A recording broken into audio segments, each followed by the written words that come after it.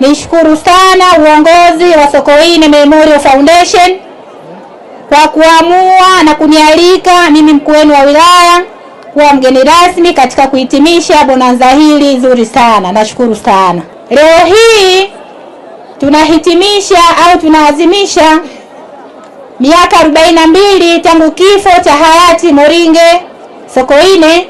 Hayati Sokoine alikuwa ni kiongozi anayeshughulika na mambo ya watu. Kwa lugha rahisi, hakuwa mbinafsi.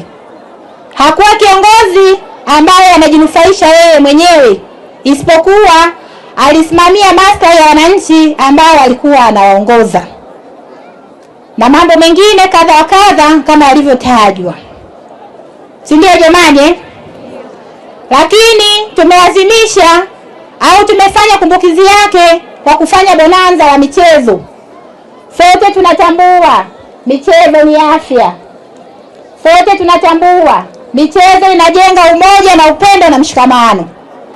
Lakini vile vile michezo inajenga nidhamu. Vile vile michezo ni sehemu ya kukuza vipaji. Tumeshuhudia michezo mbalimbali. Ninayo taarifa, nyie wanafunzi mmeshiriki michezo ya kikapu, mmeshiriki michezo ya mpira wa miguu, mmeshiriki michezo ya mpira wa mikono, mpira wa pete, na mimi pia ni mchezaji. Tunamsoma hayati Sokoine kwenye vitabu, tunaona kwenye CD mbalimbali, tunasikia kwenye magazeti na mambo mbalimbali kama historia. Najua katika kusoma kila mmoja na malengo yake kwenye maisha.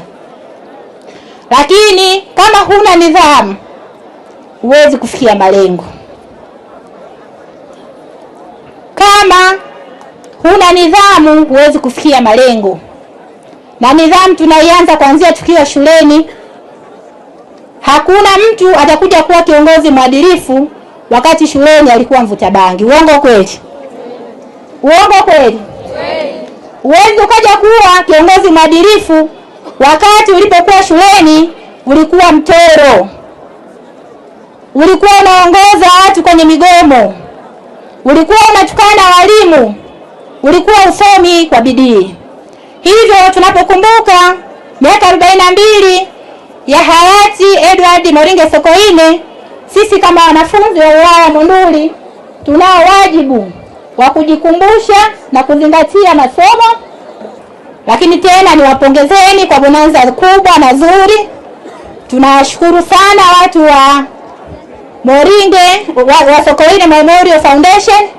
Lakini tutoe wito na taasisi zingine kuja katika wilaya yetu ya Monduli kuja kufanya mabonanza kama haya ili tuweze kuinua vipaji vya vijana wetu, hususan vijana hawa wanafunzi na ambao sio wanafunzi katika wilaya yetu ya Monduli.